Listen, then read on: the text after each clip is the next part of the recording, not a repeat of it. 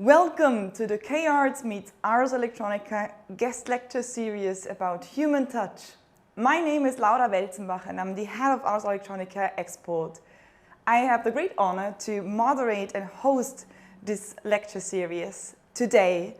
And I hope you're comfy for the next hour because we will have some super exciting input for you. Ars Electronica, a platform, a research lab, a festival dedicated to the discussion around art, technology and society, collaborates with the Korean National University of Arts for 3 years now. In 2022, we have a very special program prepared for you. It's a guest lecture series in total with 5 lectures, and we are curated or co-curated 3 of them. 3 experts are invited, and I'm happy to have one of them here today. But the 3 experts are Helen Starr, activist, curator, and producer, artist and researcher Spela Petric, and Robin McNicholas, co-founder and director of Marshmallow Laser Feast. After each presentation, Professor Cho, director of the K-Arts Festival at the Ars Electronica Festival, and Vice President of K-Arts University, will be in conversation with each expert. They have the chance for a little bit to dive really deep into the connection of human touch and their practice. So first I want to welcome Professor Cho. Professor Cho, how are you today? Great, thank you. It is very nice to see you guys again after the last lecture. And also, we're so excited to have you today. And now the MLF is very famous, getting reputation in Korean media art world. So I'm so excited and happy to have you today. So I let you start the presentation. I'm so looking forward to seeing your work. Well, thank you so much. I'm just excited and honored to be part of this conversation, and I feel very proud to represent a team at Marshmallow Laser Feast that I will call MLF from now on for the sake of bandwidth. There's 25 of us. We're based all over the world, but predominantly in the UK, and we have a studio in the east of London in Hackney Wick. I'm going to present and take you through some of our practices and expose a little bit about why we do what we do and what it is in terms of our creative collective that gets us up in the morning and inspires us. And effectively, that is driven by technology. And we have developed sensibilities that have realized that whether it's lasers or lights or robotics, using games engines, physical sculptures, there's a new wave of collaborative artworks that are non-individualistic, hugely collective, and that can get leverage from a couple of things. Firstly, the advancements of technology has led to us being able to do things in real time. And this is huge. And, you know, this means that we can allow for spontaneity, allow for the creative process to flow. But it also allows for the collaborative aspect of our practice to really thrive.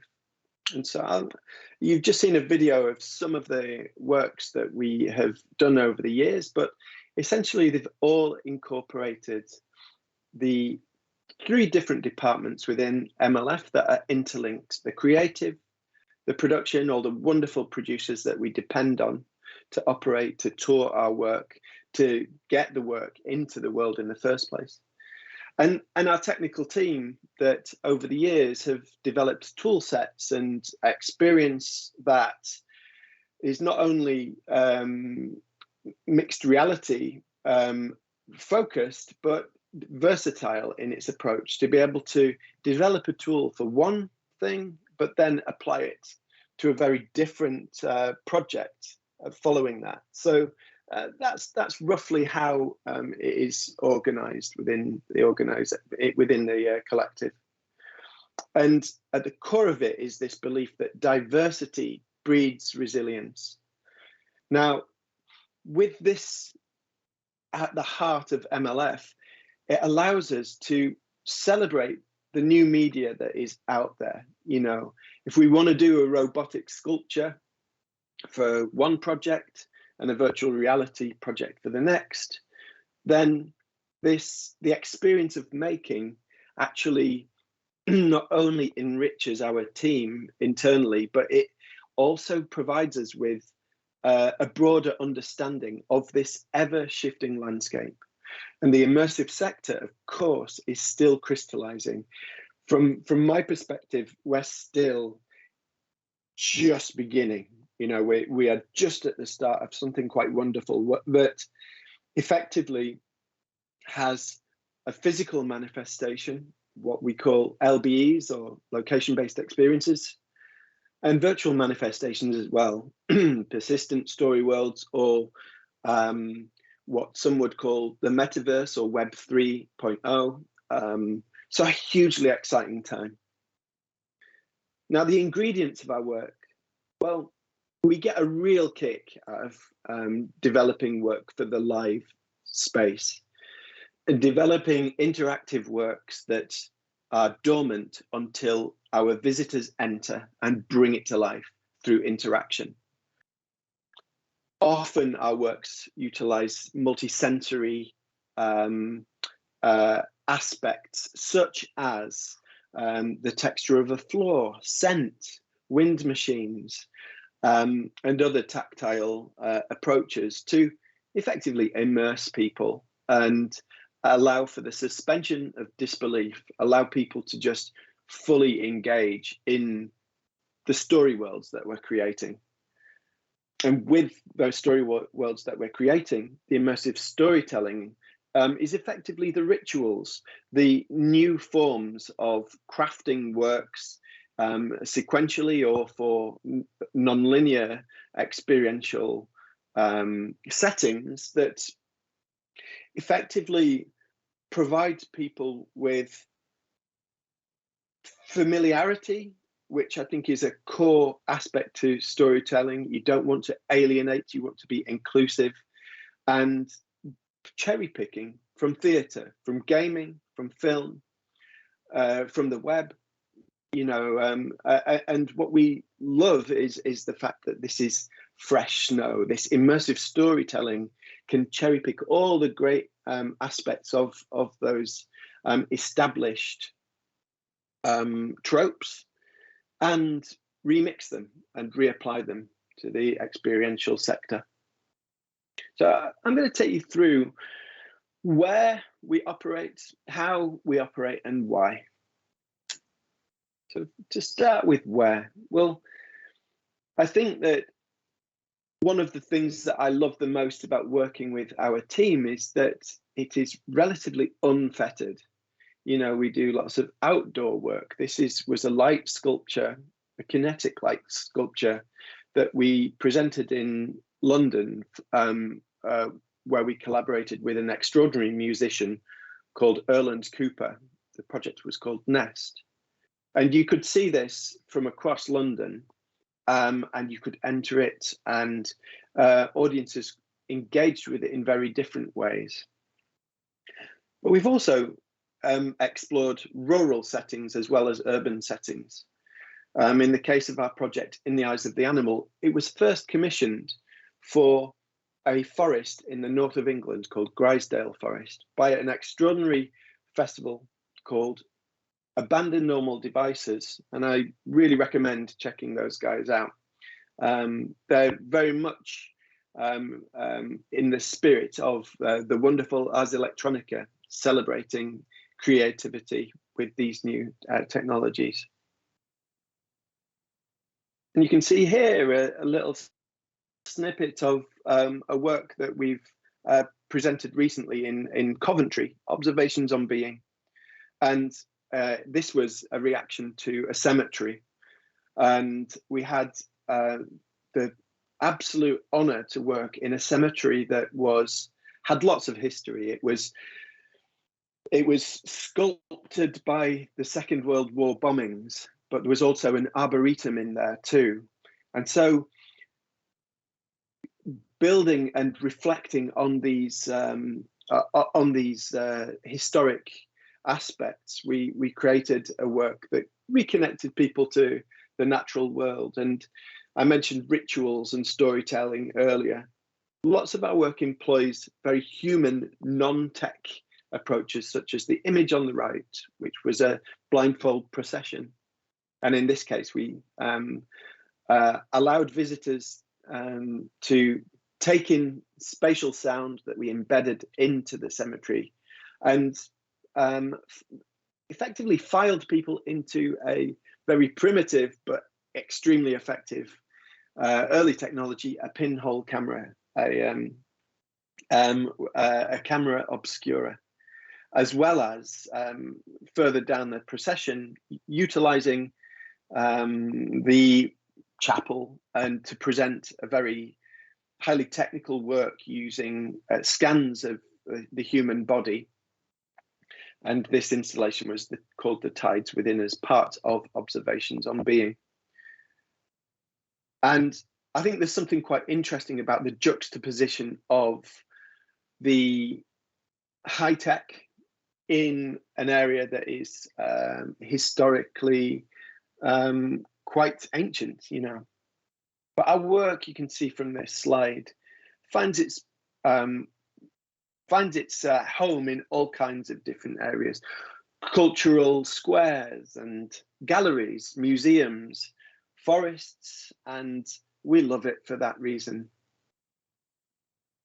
And so we also exhibit online. This is more of a recent development. We've always been passionate about the web, but I'm pleased to say that we fell in love with this extraordinary beast of a project that was entitled Dream, an R&D project initially, where there was a demonstrator that existed over 8 days. There were 10 shows.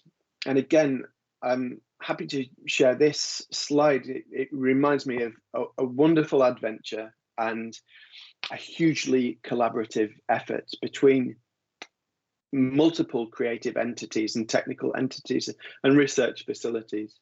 It was a collaboration between the Royal Shakespeare Company, the Philharmonia Orchestra, Manchester International Festival, Epic Games, the list goes on, as well as Marshmallow Laser Feast. And I had the privilege to direct the project Dream. I'll show you a quick trailer of that now. So built in Unreal Engine, this was a live mocap production. For every movement the performers made, their avatars created music that was neatly harmonious with the score. And in real time, the audience at home could interact with the story world and thus dictate the movement of the characters in the space. So every show was different. And working with live mocap allowed us to really bring in the creativity of the acting company as well. And for me, I just learned so much from collaborating with the Royal Shakespeare Company, in particular, the head of literary, Pippa Hill, who just enriched my life so much with her knowledge of storytelling from a very traditional non-tech perspective. And I think that that symbiotic relationship that we developed over this work, I'm hoping enriched both camps. So you can see a small snippet here of how the experience played out. Sometimes the camera was on rails. Sometimes there was a handheld camera, but the acting company just had 7 meters squared to work with. And 7 meters squared what we did in Unreal Engine was create a 7 by 7 kilometer forest. And this was, in fact, another character to play with. And the prospect of the future of storytelling, allowing the audience at home to engage in this story world in a different way, really excited me. And I think we just scratched the surface with this demonstrator project. What I learned was, wow, now we've built this 7 kilometer forest. Wouldn't it be amazing to invite audiences to embody the characters that we've created, to almost have an open world game, but utilizing some of the theatrical storytelling techniques. So for me, hugely exciting. And you can see, I'll just turn the audio down. You can see the some of the choreographic approaches here. The video image on the background is flipped, so you can see that the actor on the right is actually performing and puppeteering the avatar on the left on the screen on the right hand side. Peas Blossom, this was the character. Now the fireflies around the character Puck, well, they were actually created by the audience at home. So in some way, the audience provided our character with a costume, a kinetic costume. And actually the role of the audience was lighting department as well.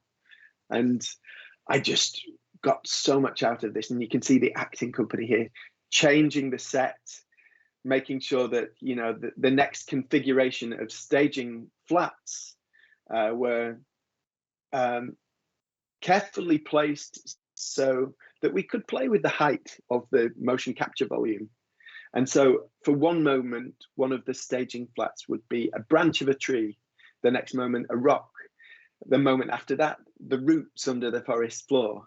And the requirement of the acting company to utilize the space and create a dynamic environment for a live performance was actually something to behold. I personally struggled a great deal to think, where are we now in the woods? And, you know, are they standing on the right staging flats? And props to the extraordinary capabilities of the actors, who not only were able to remember their lines, but also remember their maintain spatial awareness in a virtual world.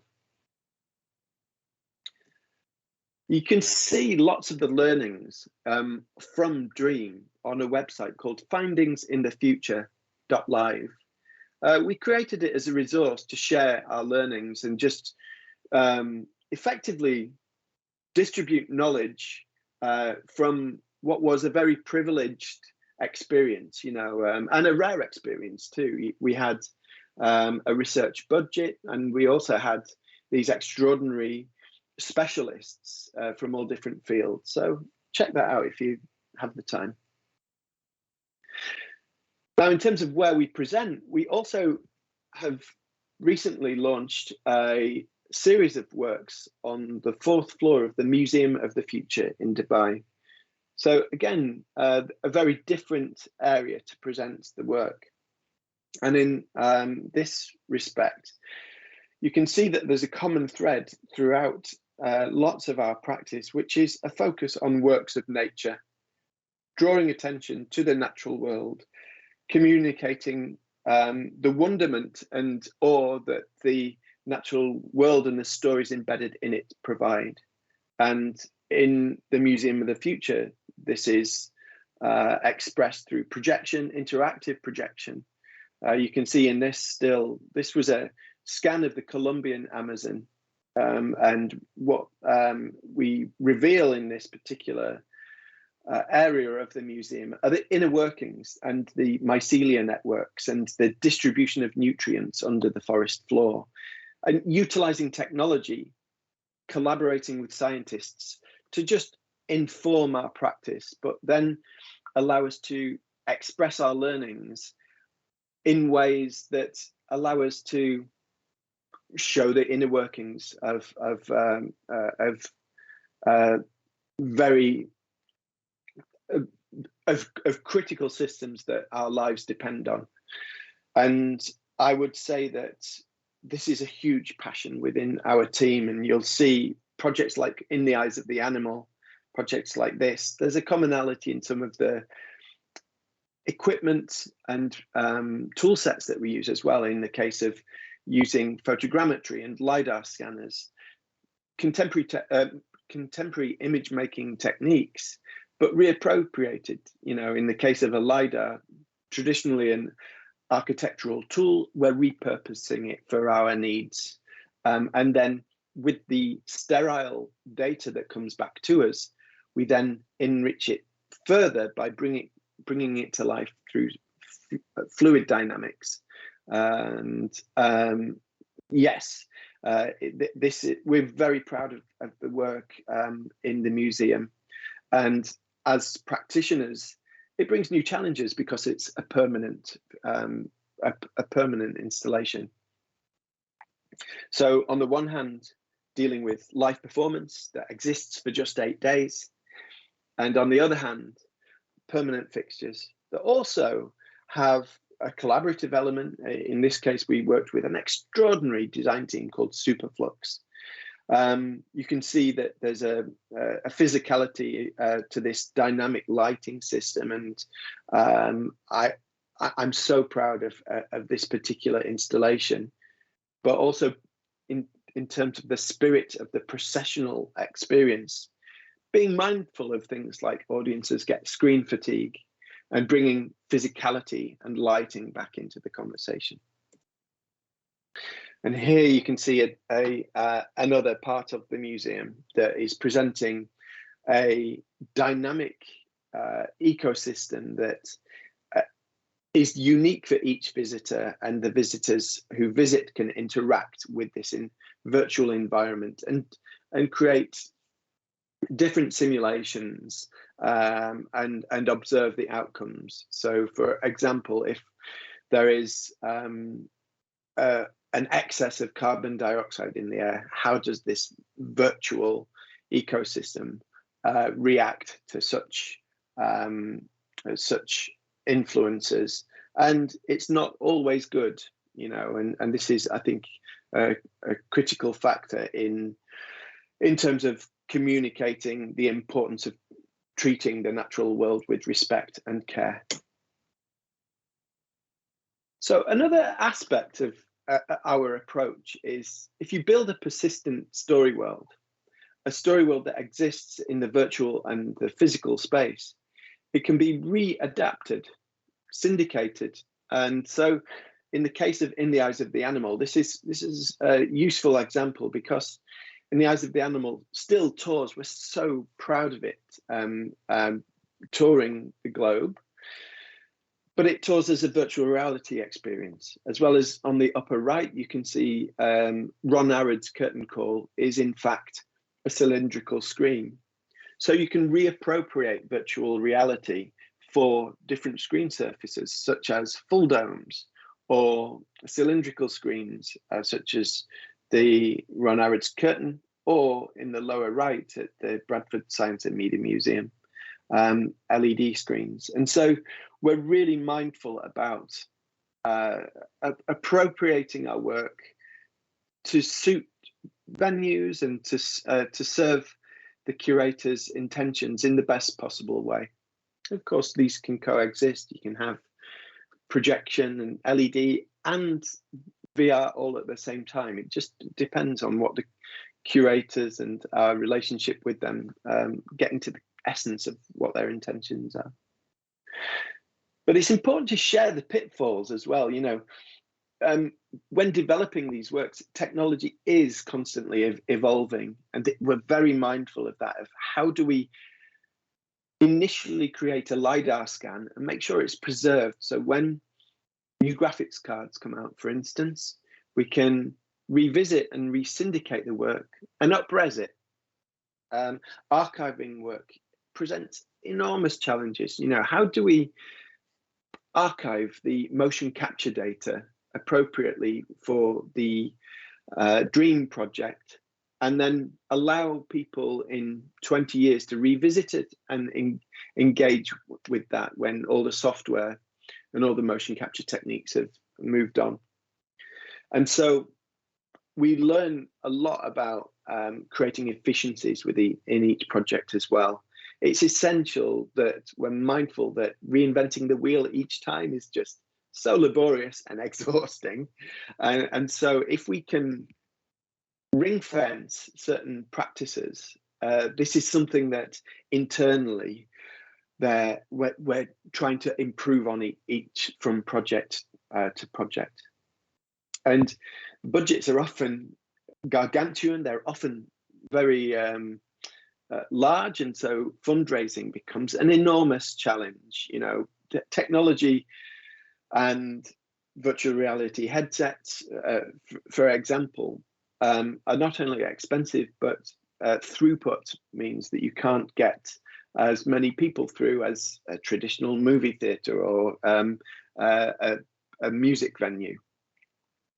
These are improving across the board, and well, you know, there's a increase in uptake of headsets, and there's also faster and more higher production values and easier ways to stream to headsets. So we see the trajectory of virtual reality in particular as one that we're extremely passionate about, because its end destination is going to be hugely compelling. And in terms of the last point on these pitfalls, there is high risk in this work that is an unestablished sector. I think part of why we love what we do is we like to mitigate those risks and take challenges on and problem solve. And I think that the technical team and the production team in particular see these challenges and as huge responsibilities, but extremely they serve the mindsets of our team quite well. We are, however, mindful that the risks, we want to make sure that audiences are always safe and always felt included in the process. So accessibility is a huge consideration. So how do we do what we do? Well, I've already mentioned the LiDAR scans. In this case, there's always something at MLF going on in terms of R&D. This project that we have just completed with the Eden project in the south of England involved creating an AR layer, allowing visitors to see the inner workings of real-world ecosystems that are growing in the biomes in the Eden project in Cornwall. So audiences were able to hold iPads and see mycelia networks and see the process of phloem and xylem in a African nut oil tree. And we take these learnings and apply them to different jobs, different projects, and they don't have to be AR at all. And the project that we've just completed is a clear example of this, a VR project called Evolver that I'll get onto in a little while. But you can see here just some of the ways that we are augmenting the living world. So moving on, as well as R&D for 5G, we're researching different physical interfaces too, thinking about tactility, thinking about new possibilities to tell stories through the fingertips. And I think, you know, I mentioned we're passionate about the multi-sensory. Well, we're also passionate about collaborating with designers, material experts, who can, again, just really brighten up our lives by contributing their expertise to the collective goal of immersing visitors. And so in this case, the project Tree Hugger had a physical interface that gave its cues to the original giant sequoias that we were scanning in terms of the design form. The redwoods are soft to touch, and as was the physical interface. So in virtual reality, we simulated that feeling. But there's also a very playful area of experimentation. We asked the question, why is everything that we interact with made of glass or made of steel? iPads, tablets, trackpads. It's cold to the touch, and it's always rigid. And so with this particular project, an ongoing line of R&D, we've been exploring tactility in deformable object tracking, bringing virtual props into the virtual reality story world. But as you can see with this playful palm tree, well, you can do various things with this. When you manipulate the palm tree in the virtual world, you know, all of a sudden you can map audio to it. You can have a palm tree theremin, for example, or in this case, one thing that with the rubber ring that struck me was we are playing with the familiarity of everyday objects. Throw somebody an Oculus controller, and they might well be able to use it if they've used an Oculus controller, but throw somebody a rubber ring and they can put it over their head and they're suddenly in outer space. We've trained with that familiar physical interface on the beach when we were 3 years old, you know. And so I think that dialing into the familiarity of physical props that bend and squish and make sounds like our experience of the real world aids the suspension of disbelief. It allows us to lose ourselves in the virtual story world. And I think in the spirit of accessibility, you know, give somebody a pool noodle, you know, you can map that pool noodle so it's the head of a giraffe, and suddenly you're an animator animating a giraffe, and so it democratizes things as well. And so this playful R&D, we hope to dial into a project called Sweet Dreams, which already has had a life outside of our studio. We took it to Sundance in 2019, and people took their shoes off and they walked on a floor that was squidgy. We tracked their feet and learned, wow, you can do so many wonderful things with that. We in fact incorporated food into that experience as well. On the left-hand side, you can see the lady eating a petal made of rice paper, and inside that petal, we have popping candy.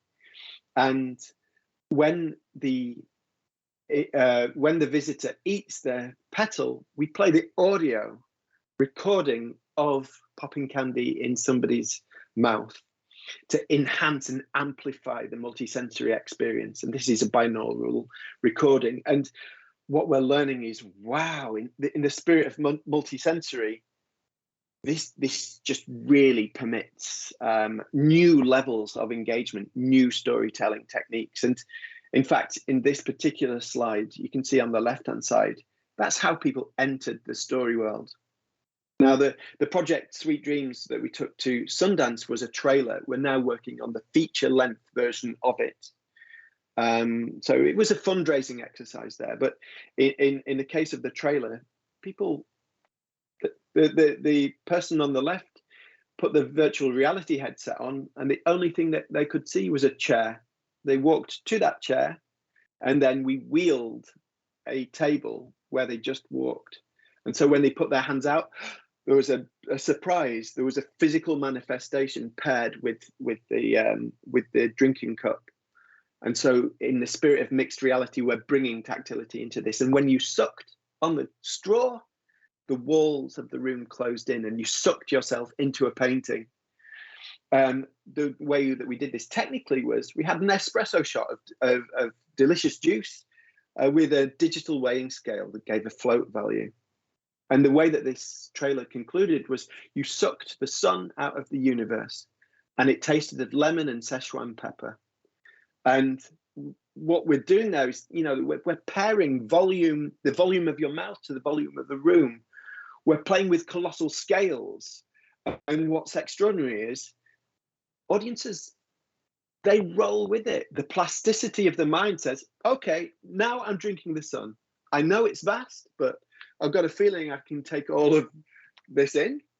And as they do, the light diminishes around them, you know, in a kind of cartoon style, that's all folks reduction.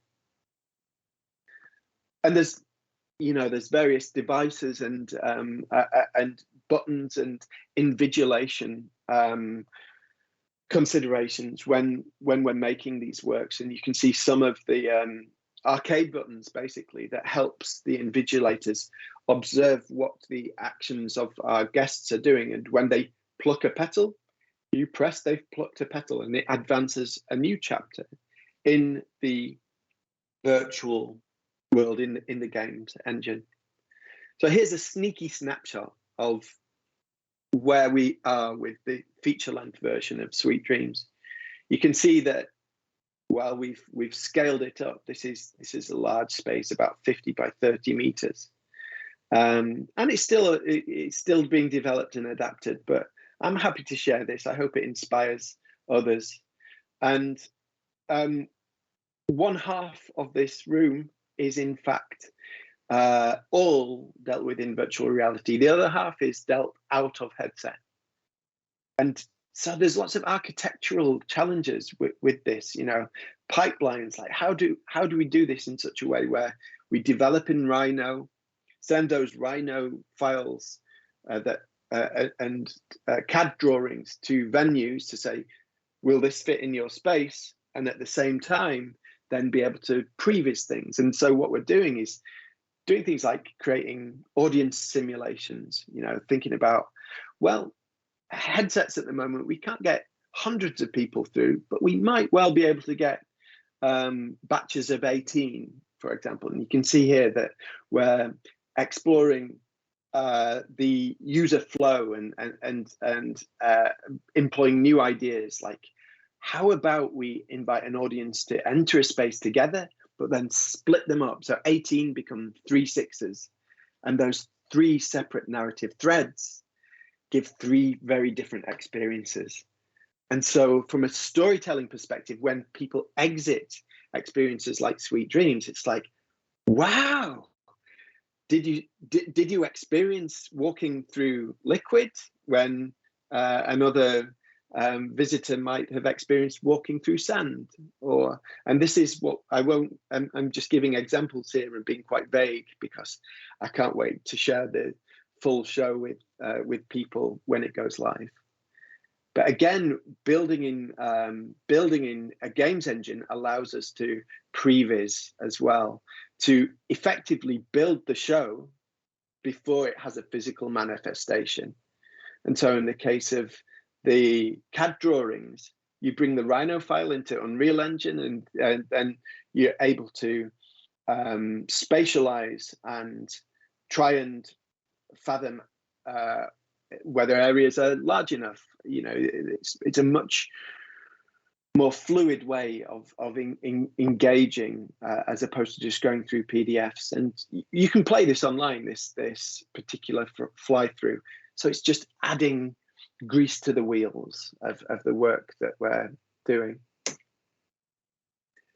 Now, this is an example of, behind me, in fact, is a gong created, an artwork created by this particular production of A Colossal Wave. A colossal wave existed in 2 spaces at once. Location 1 was a gallery. Location 2 was outdoor. It was situated outside the Opera House in Montreal initially. The project toured afterwards. But what played out was a curious theatrical scene. VR users under umbrellas, already building curiosity, and a giant tower, a shipping container, mounted vertically, and visitors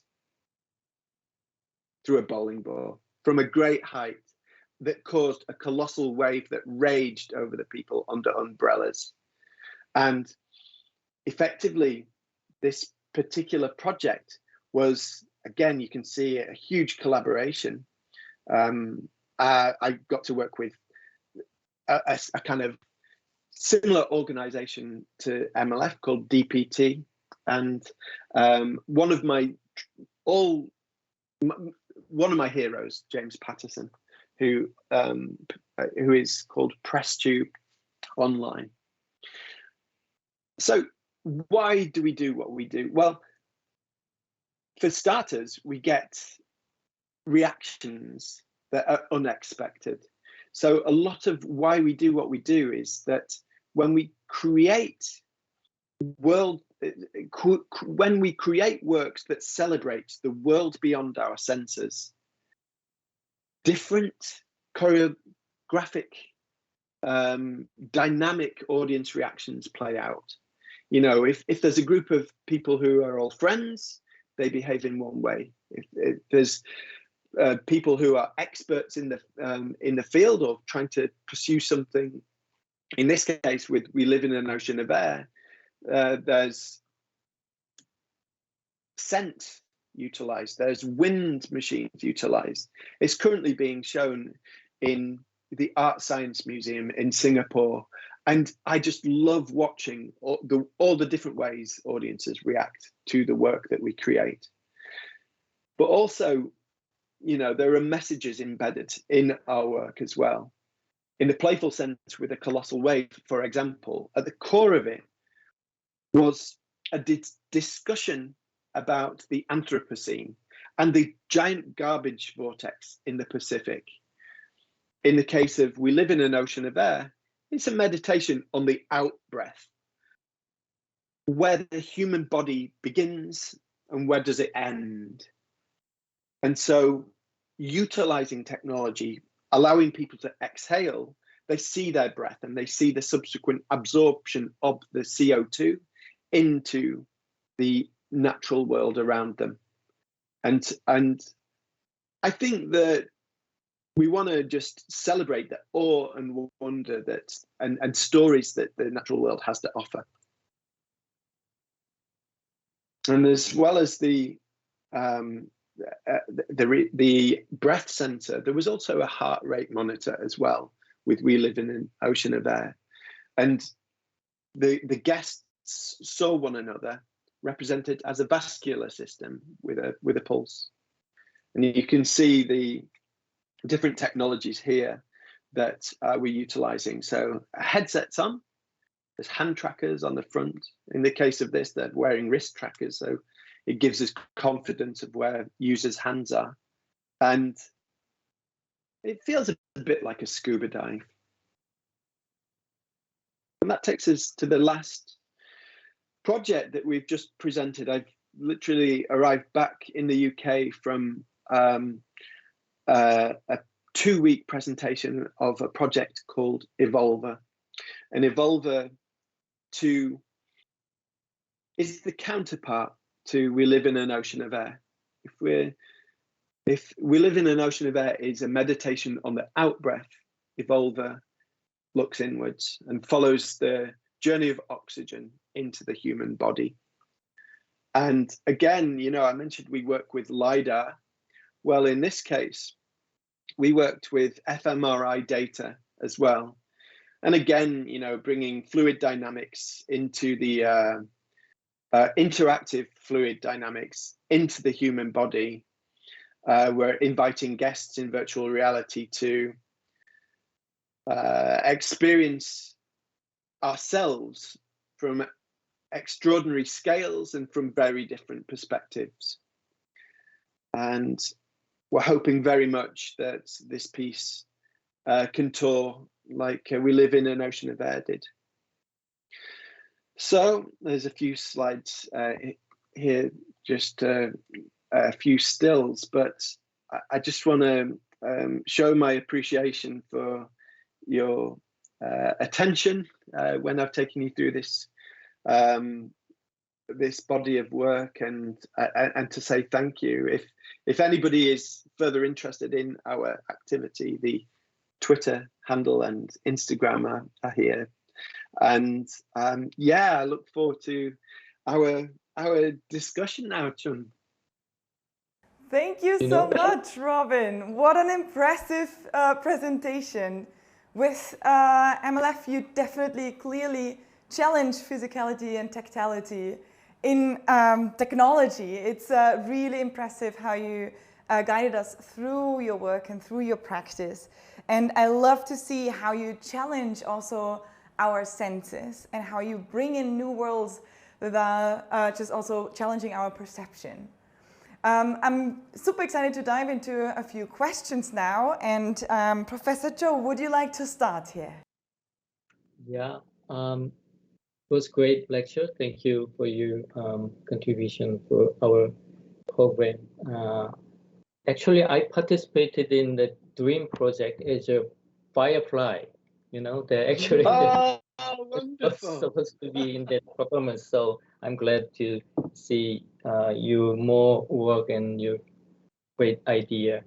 So basically, MLF experimented with using VR to bridge the digital and physical worlds. What I really like about your practice and R&D system is that it connects virtual experience with the physical one. So I'd love to know, you already explained about that in the lecture, but know how you deal with the physical limitation of virtual experience and how you choose the location. Many LBE artists and company looking for that kind of site-specific work. And when you contact that place, how you choose that one and how you deal with that environments and yeah, thanks for that question. I think that often the curatorial teams reach out to us. So it starts with curators, different organizations, different venues, cultural spaces reaching out to us to say, hey, we're thinking about staging a festival, you know, outdoors in a forest. Do you have any existing work? And often, in fact, the question is, we have this wonderful space. Do you have existing work too? We'd like to stage in the eyes of the animal. And often when we see the locations, we're like, well, sure, we'd like to take in the eyes of the animal there, but this has inspired us further, you know, by doing research and informing ourselves of this particular venue, such as the cemetery for observations on being. All of a sudden, new ideas emerge as well. And so there's really a discussion, a dialogue between us and the curatorial teams that establish our approach to exhibiting work. Your work is based on pretty much like collective efforts. So I want to know how many people in your R&D group and what portion of the role and yeah. Well, there are 25 of us at MLF, and at any given time, I would say there's probably about 6 of us that are engaging in the R&D, but this sometimes increases. Say, for instance, the milestones of the R&D lead to, as the example I used with the Eden project, this went from 6 to 16 when carrying out the user tests. And I think that is one of the nice things about our organization, that we're able to scale up and distribute that learning when it is appropriate. And I would say that with that proportion, the timeframes of the R&D vary in length. Some, like the deformable object tracking, for example, involved a university and an ND student for 3 years focusing solely on this. Whereas the Eden Project 5G example was a much shorter time frame, maybe 6 months. But actually, sometimes internally on our Slack, an idea lands and it's like, we need to test this out. And they become spontaneous R&D challenges that can be addressed very quickly. So hopefully that shows you this, that, as I mentioned, diversity breeds resilience. Well, diversity of R&D projects really helps us as well. It's good to be nimble, but the benefits of long-term R&D give us more stability as well. I want to know also about the process of fundraising process. How do you get the fund from the government or some specific company, which they commission with this some reason? Yes, well, this is an area that is that requires a lot of creativity from our producers. Effectively, the costs sometimes are prohibitive, and we have to be very clever about our approaches. I suppose I say we, the producers, have to be very clever about their approach, and often they are hybridized. Often, there's an R&D pot, there is government funding from people like the Arts Council, but one of the reasons why we're fortunate to be based in the UK, but also commercial funders and private investors as well. So understanding the kind of hybridization of this and realizing that to achieve our goals, we need to really strategize and build relationships and have our finger on the pulse when it comes to new funding available to us, observing things like the amazing mega grant funding that Epic Games provide. It really varies. It's a commitment to a whole scene, basically. The producers live and breathe these, and they're always thinking about clever ways to find efficiencies. Thank you. And also, I have to ask about the metaverse performance, because these days so many artists and company are still focusing on the metaverse. So what do you imagine that your work in the metaverse, and how that work? And you're working for, trying to dealing with this LBE setting and using some gadget device to make people feel the some physical experience, but it tends to many performance and contents can be toward to the metaverse in near future. So how you predict in that kind of situation? So do you prepare something to some work in the metaverse? I'm wondering. I don't think you will find many more pro metaverse people than our team at Marshmallow Laser Feast. The opportunity to have virtual counterparts, because our works are natively digital, so they lend themselves to be metaverse ready, but also actually from an individual perspective, I'm pro metaverse because when I studied film and television, I was introduced to the internet for the first time. I'm showing my age, but it was around the time Bondi Blue IMAX were introduced. But also Flash. I mentioned Press Tube, for example, and the conversation here is about the human touch. Well, press tube as an early practitioner, animator, hand-drawn illustrator. That was the first time that I saw the human touch on a very digital platform, the internet. And I think there's a role for arts and culture to have a presence in the metaverse, to walk with big tech entities and create alternative metaverse offerings, actually.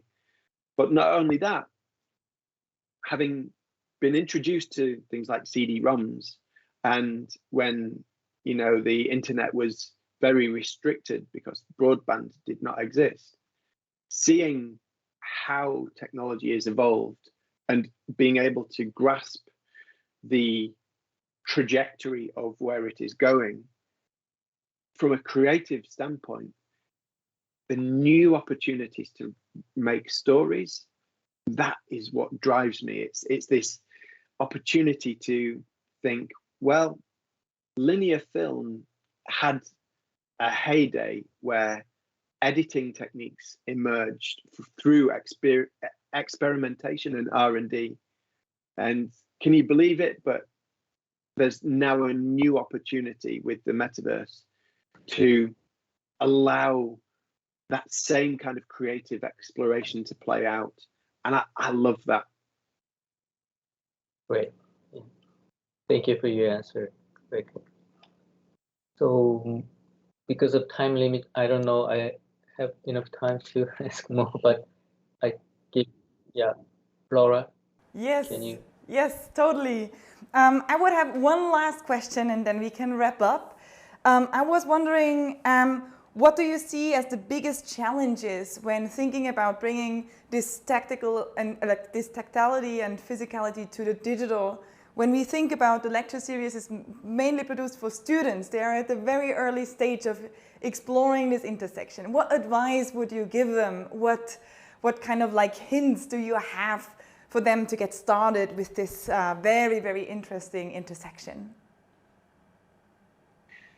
My advice is commit to your passions and collaborate.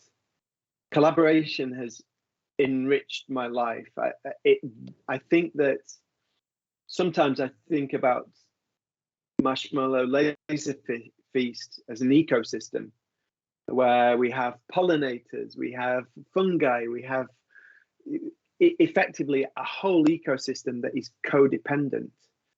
And I depend on extraordinary producers, and I depend on amazing technical staff, creative coders that blow my mind with what they can produce. And I would say start small fire, start with a small fire and allow those smaller projects to convey your passions and stick to them, because crikey, you can get distracted.